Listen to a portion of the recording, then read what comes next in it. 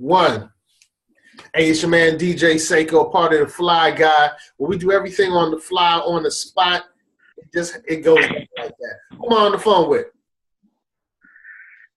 All right, you got Bert here. We're Black Biz on the fly. I think this podcast came together 30 minutes ago, 20 minutes ago. I just pushed the record button. Yeah, it's Mr. Drink Too Much Coffee. I have my Stivers coffee, and we're on the line with my man Mark Askew. How you doing, Mark?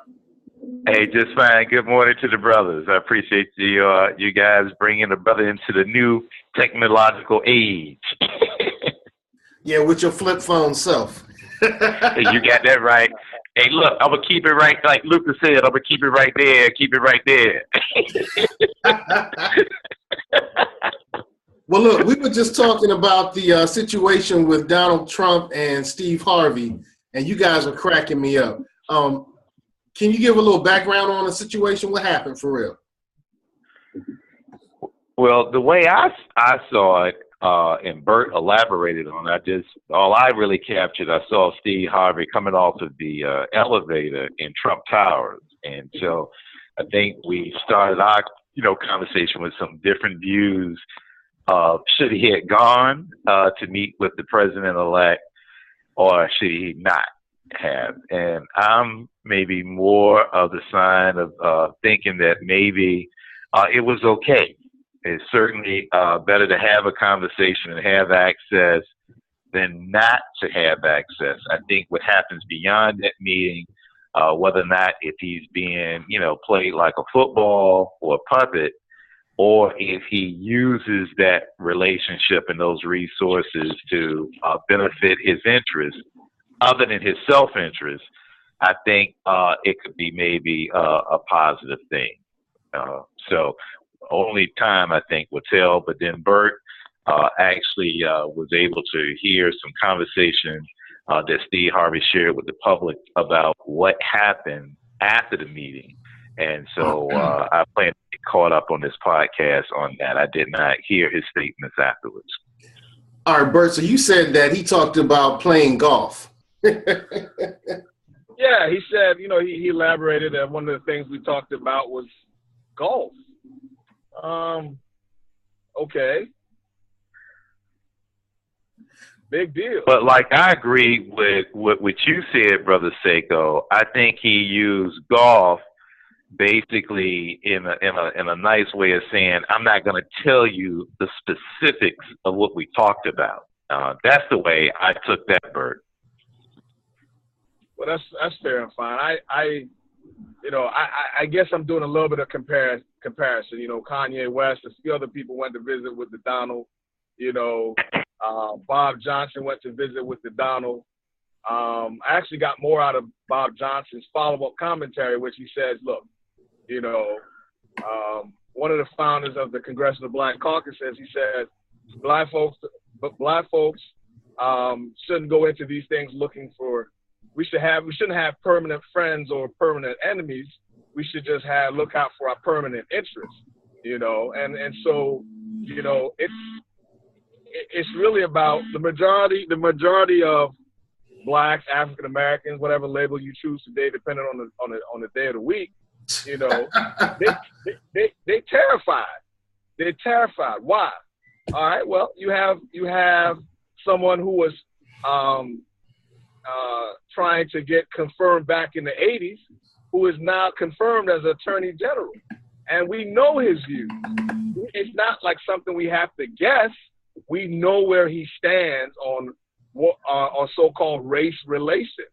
We know how he views certain things, certain organizations that tailor to the needs of so-called Black Americans. And so this is, while it sounds good, what does the history say? You know what I'm saying? History says that if you eat too much, you're going to get overweight. And with being overweight comes with, some side effects, some illnesses, some diseases. And so, well, Bert, I would like to just update one thing you said. back in the 80s, he was actually trying to be confirmed for a judgeship at that time. It wasn't for the attorney general. And so he failed. He failed in the confirmation hearing because of some of those things that you mentioned. And the second thing I say, you mentioned the word fear. And if I think nothing else in 2017, Seiko and Bert, is for us claiming the high moral ground as a spiritual people. God is very clear throughout all the scriptures, whether it's the Torah, the Bible, even the Quran. In the Quran, that he hates fear. God is saying, look, don't you fear anything that I've created other than me, the creator. And so when we say we're terrified, I think we're going to have to come out of that vernacular and that mindset of being fearful of anything. And if we do that, I think we'll find our way moving towards a place that we'll find that we'll have more self-sustaining successes that are pretty much motivated by our own actions and deeds than relying on someone to provide those opportunities for us. I agree with you. One of the things that we're doing with the Fly Guys, we have Dr. David Anderson coming this Sunday at 3 p.m. to Norfolk, and his whole concept, his whole talk is about what we need to know and do under President Donald Trump. There were some things that he brought up in an earlier podcast, and Bert, I know you know those things very well, but there's some things that we just need to know under his proposed policies, and there's some things that we need to do under what we know normally happens under Republicans, so we can prosper in this situation. What are those some of the things that he talked about, Bert? Well, I just wanted to touch on Mark's last comment, then I'll jump into that. When I say the majority of blacks are in fear, it's to preface that we need to. If you're gonna say I went to visit Donald Trump, and while I understand that African Americans are fearful because of the policies that they're hearing, some of the things that are going into place. Here's what we talked about, and here's how we're going to address certain things.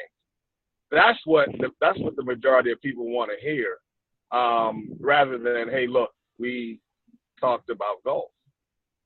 But anyway. I agree there. Bert, I agree with you on that. I think it would have boded a lot better if he would have had something a little bit more substantial to say, right? I mean, I give you. Right. I mean, it would have made better news. It would have, just been more informative, other than we talked about golf, which leads to one of my concerns that's been long-standing with Steve Harvey is I think he's a person of self-interest. That does not take away from some of his community efforts and all that other stuff. Absolutely but not. I think, absolutely not. Right, yeah, it doesn't take away from any of that. I just think that, I guess, by nature, self-preservation, wins 90% of the time, as we move and navigate this life. Right. Well, to answer Seiko's question, I think we talked about, now Seiko, you're asking for solutions or just rehashing some of the things we discussed with David Anderson in regards to the changes in the tax code, the changes in the Section 8. Those are some of the things that I think we definitely need to know. I'm glad that Dr. Anderson is going to bring them up. Another thing that I think is that maybe Steve Harvey's conversation wasn't really that deep. I mean, he's an entertainer. Why would President-elect Donald Trump have a real deep policy conversation with somebody who's an entertainer?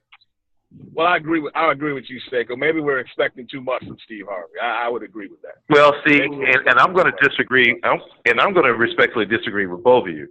Steve Harvey is, quote-unquote, entertainer, is a comedian. However, he is now holding himself out as a multi-book author, right? He's now holding himself out as the black relationship guru, right? Entertainment. This is so right.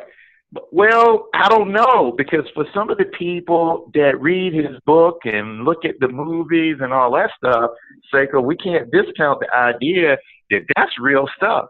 A lot of these women and some of the men are basically buying into his marketing or whatever his counseling is to be real in real time.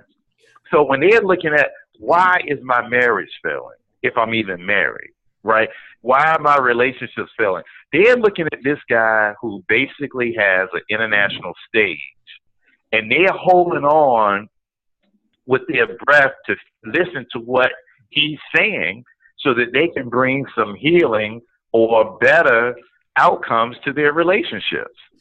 And I don't disagree with that, but it's done it's done on a entertainment platform. And so let me ask you, what's his platform different than what Oprah does? Oprah is an entertainer. So you still consider her an entertainer? Yeah. Yeah, and I'm not saying... So you don't think, but well, see, and I would take issue with that. Okay, go ahead. I don't minimize entertainment. Entertainment with a educational aspect, or entertainment with a motivational aspect, or entertainment with a spiritual aspect or message or focus is really what kind of leads. I mean, if you go to church, you have a degree of entertainment with a spiritual and religious and moral focus. Well, see, now I'm a little biased. I'm a little biased when it comes to Oprah, particularly because, you know, I come from a journalistic house, you know, being a communications, major from Norfolk State. Oprah Winfrey, in all regards, is a journalist and has a solid foundation in journalism. And I see that play out in her interviews. Like she did that last interview with Michelle Obama. There was a disciplined journalistic application that she applied to that interview, and as she does to many of her interviews. And so because I'm a little biased because that's my kind of wheelhouse, that's the side that I really love and respect, I don't know if we discount journalism to be entertainment. See, you're discounting the term entertainment, and I think it's an inclusive term, and I don't think that it's below or higher. I think that journalism is an aspect of media, which is of entertainment rather. Media is an aspect of entertainment. Journalism is an aspect of entertainment. Social media is an aspect of entertainment. Sports is an aspect of entertainment. And I can say once again, the way that we interact with religious texts in many ways. I don't demean the term entertainment. So let me take that word off the table because I think it's confusing things. But here's the thing is when I look at journalism, I would put it in the same, if done properly, I look at journalism is the same thing as accounting, is the same thing as a lawyer. It is a professional field that, if done right, can yield some very significant outcomes for our society, right? So the idea of journalism, the reason why I can't go with entertainment and journalism, because here's what journalism says. Whether if I think it's funny, it's going to make you laugh, make you feel good, make you cry, my job as a journalist is to give you the facts, and you do what with it you choose to do. I don't care if you like it or love it. I got to just give it to you the way it is, as I have documented, as I have researched it. And I don't care if you laugh. I don't care if you cry. I'm just going to give you facts, right? And then you take those set of facts and you levy those facts on how the ledger you decide to come to grips to what I have given you, right? And so I think what has happened over time with journalism is we try to balance out things that can't be balanced. Like, for instance, if I go into the 7-Eleven around the corner from you, Seiko, and I'm on camera, I put the gun to the cashier's face and I take the money out and I leave. Well, once I get caught, as soon as I go out of the store, if I'm a journalist covering that story, there's not a whole lot of balancing that I can do. The facts are time recorded on video of what I did. Testimony of the witnesses is based on what I did. I can't balance it by saying, oh, he only did that because his lights were getting ready to be cut off at 4 o'clock. That's not a balance. I don't have that within the field and discipline of journalism to be able to do that. And so that's why I say journalism. I'm lost. Okay, what I'm saying is journalism is not entertainment. Journalism done properly is not there to be concerned about opinion. All right, journalism is there just to report a set of facts. I'm going to pull entertainment, the word entertainment, off the table. My point I appreciate it, bro. I don't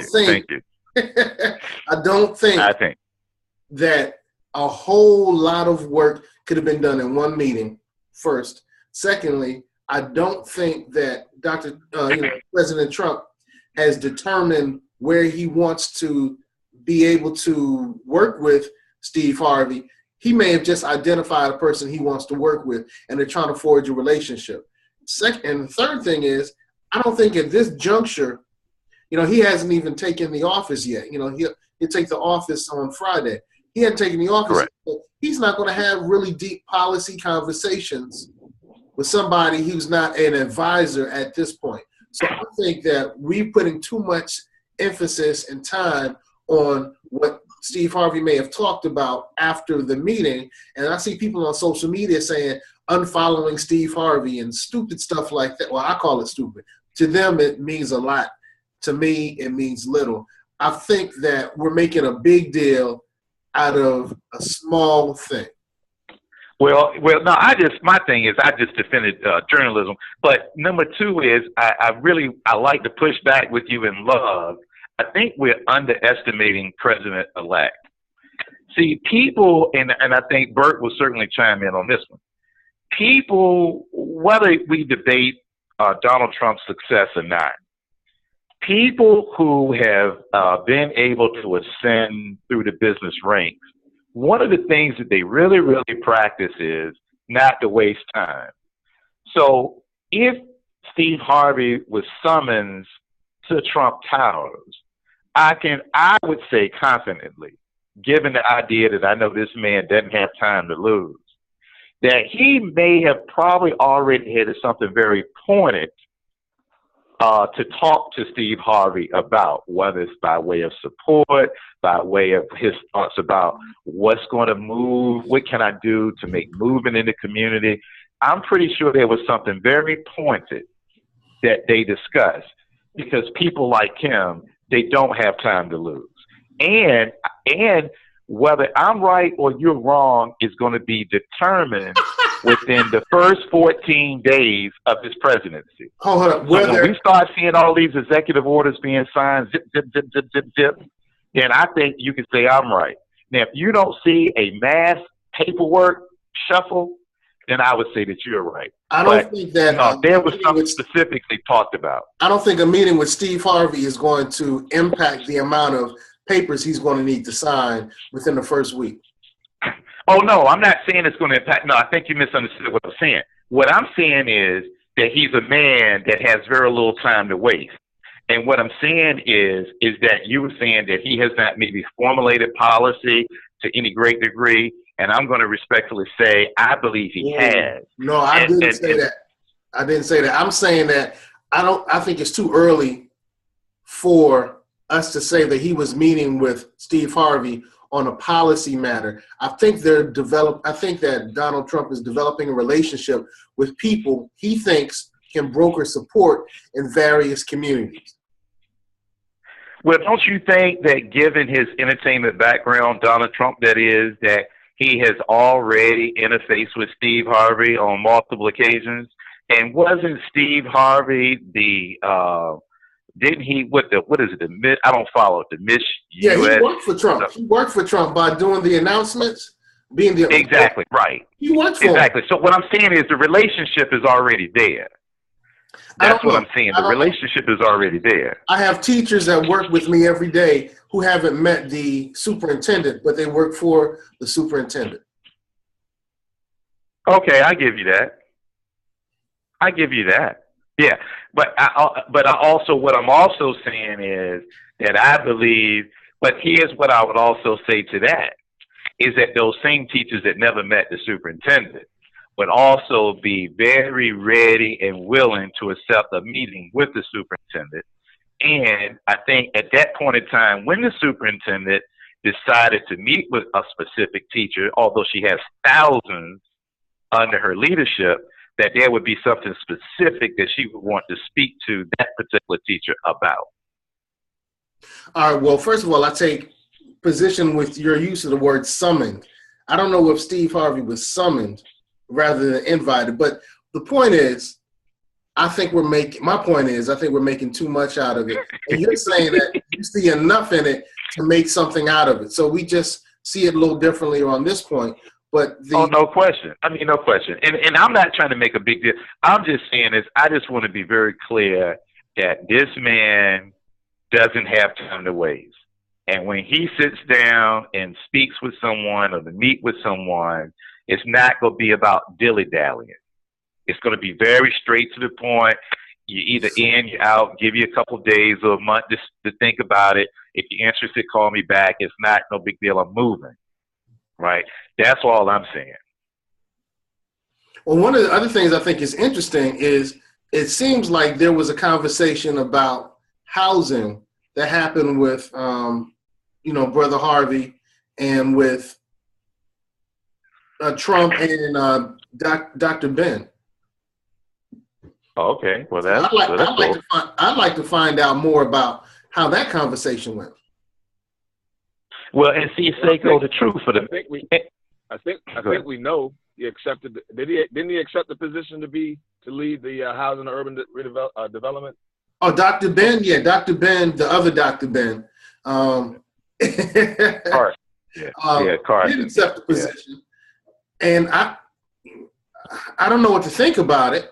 I think that Dr. Ben is I was excited about Dr. Ben's candidacy. So we'll see what happens when he's in that position. You were excited, but were you impressed?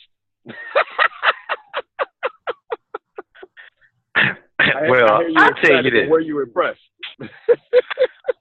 Now, Seiko, I would chime in with Seiko on this, is that I wouldn't use the word excited, but that is certainly a man of stature with accomplishments that are undeniable, and that if he can work on a brain and have had, pretty larger, nonprofits that he's been able to successfully manage, I would think he would have no problem navigating his way as the Secretary of HUD.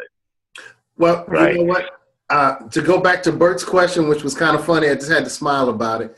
I was excited about his candidacy.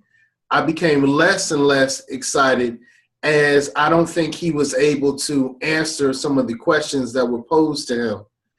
And also, his religious beliefs really kind of ended up getting in the way of his policy ideas.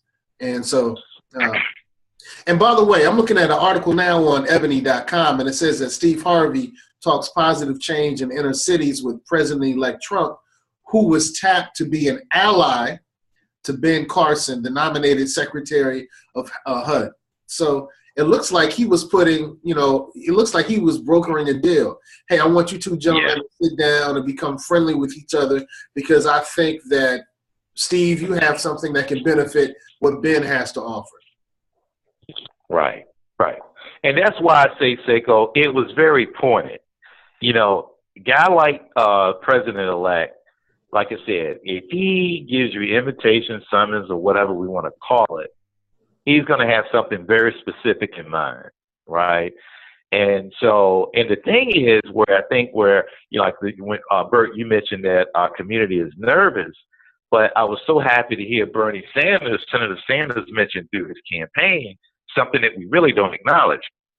And that is when we start talking about undercutting the social welfare safety net, a lot of that isn't going to happen because the net beneficiaries are the people that are in Trump circles. So what am I saying?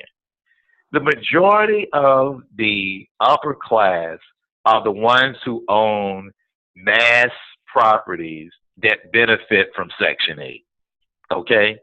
So you're not going to go in the multimillionaire, billionaire's pocket and just take money away, right? The tax credits that are given for development, they're not going to just cave in on that. And then when you talk about food stamps, if you really look at it, it's not really a net benefactor to the person who receives it. What's happened is this is really an agricultural subsidy to the big retailers like Kroger, Walmart, and those industries that sell food and produce food. So if you imagine every year these companies are able to budget a bottom line of what they know they got coming in. How are they able to do that? Because they know that the food stamp number is going to be X billions of dollars, and that's their baseline that they know they got coming back through their register. So when we talk about cutting the people off food stamp, that's not going to happen either. Why? Because the people who are the grocers and the big agri, they're not going to let those billions of dollars leave their loop. So these are false herrings. And unless we look at things a little bit different, a lot of that fear and stuff that you talked about, Bert, is just going to perpetuate and get greater. Oh, that's interesting because I do think that Donald Trump is a great salesperson. And as a salesperson, you're going to sell an idea. And then as hiccups come along the way, your job is to navigate around those hiccups. Right. So I think that that might be one of the things that we're seeing is he's. It was really cool meeting at the beginning. We talked a lot about golf and things like that. And Hold up. we knew it, people in common, and then we got down to the. I'm listening to a video, and it sounds like Steve said we started off talking about golf, and then we later started talking about policy. See what I'm talking about, Seiko? See what I'm talking about? That's all I was saying, bro, Seiko. They got into the weeds a little bit. All right. Well, then we're not disagreeing. Gotcha. Well, I tell you what, this is going to be a very interesting presidency. One, because he's an unconventional president. Yeah. The same way that President Barack Obama was an unconventional president. So this might be actually opening the way for more unconventional people to lead our country because we've kind of gotten bogged down with the muck and the mire of politics. So we'll have to see. But Seiko, if I could, in love, push back a little bit. Oh, there you go. I don't think that President Obama was unconventional. The only thing that made President Obama unconventional compared to his predecessors was his color of his skin. Man, President Obama, go ahead. How long was he senator? In other words, the reason why I say that is what's unconventional with Trump is all you had to do is look at his first press conference when he told a reporter to shut up. Okay, so we're in a whole nother unconventional zone with Trump. With President Obama, he was presidential, 100% presidential in pretty much all of his efforts. And the only difference about President Obama, other than Clinton, was the color of their skin. That was the only thing. How long was President Obama a senator? Say what now? How long was President Obama Senator Obama? 2 years or something like that? That's what's so unconventional, that you would go from a Senate, from community organizer to a senator to the presidency, that's unconventional. Well, it was. Well, wait a minute now. Don't discount his state work now. Let's not get stuck, guys, on opinion. A lot of it's opinion. Let's not get stuck on that. I guess to a certain extent, we can't say they both. I would say they both have a level of unconventionalism. To what degree, I think that's a matter of opinion. What'd you say? Well, Bert, would you please tell me what's unconventional about President Obama? Well, some of the things that you hit on, as well as some of the things that Seiko hit on. But from your perspective, what makes him unconventional? Well, in a country with the history that it has, he, fit the mold of opposite to what most presidents look like. So, to your benefit, he was black, and to Seiko's benefit, he says that, hey, look, his migration from the time he started in public service was extremely, extremely fast. Happened really, really, really fast. From no one knowing about him, and I say that, loosely, being president of the United States of America. So, if I can add my 2 cents. Well, okay. Well, let me ask this. Let's look at the brother that we love. Let's take JFK. What was his background? I mean, far as longevity in politics. Mark, you're obviously a little older than Bert and I, so.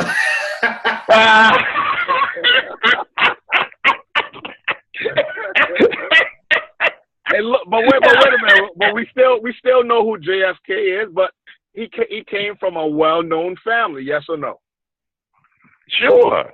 Was he a stranger to the majority of us? Yes or no? No. He came from a family that was wealthy, for one. They were well known.